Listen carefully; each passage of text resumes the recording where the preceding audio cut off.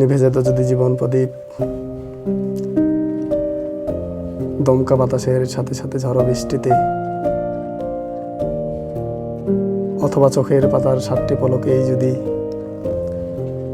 কেটে যেত জীবনের 7টি বছর, অথবা নববিবাহিতা বউয়ের রাঙ্গা হাতের লাল রং মুছে যাবার আগেই যদি মুছে যেত জীবনের যত সব চিহ্ন, অথবা শরতের সকালে মায়ের কোলে যদি দিতাম এক ঘুম, যে ঘুমে কেটে যেত মোর সারা বেলা, আর ঘুম ভেঙে দেখতাম ইয়াউমুল কিয়ামত। তবে কি সইতে হতো এই জীবনে এত কিছু?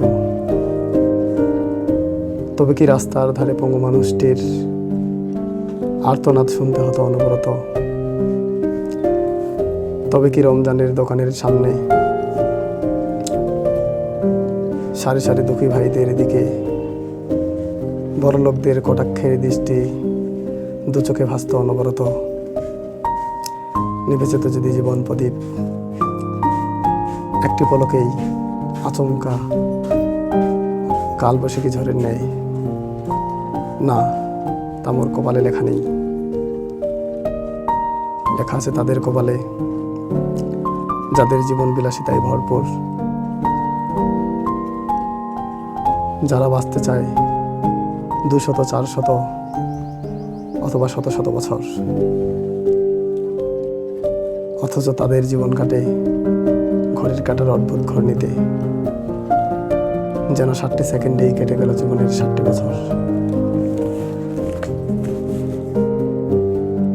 অথবা সদ্য জন্ম নেওয়া শিশুর মতোই দু চোখ মেলে মায়ের মুখ দেখার পূর্বেই দু চোখে এলো ঘুম, যেন ইয়াজুজ মাজুজদের মতোই 7 সমুদ্রের পানি খেয়েও মিটল না তৃষ্ণা। খুব দ্রুত, সত্যিই খুব দ্রুত, যেন কিছু না ফুরাতেই ফুরালো জীবন, যেন ঘুম না ভাঙিতেই কাটিল জনম, যেন মন না ভরিতেই হইল মরণ।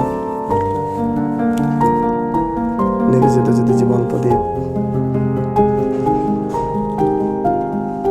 দমকা বাতাসের সাথে সাথে ঝড় বৃষ্টিতে।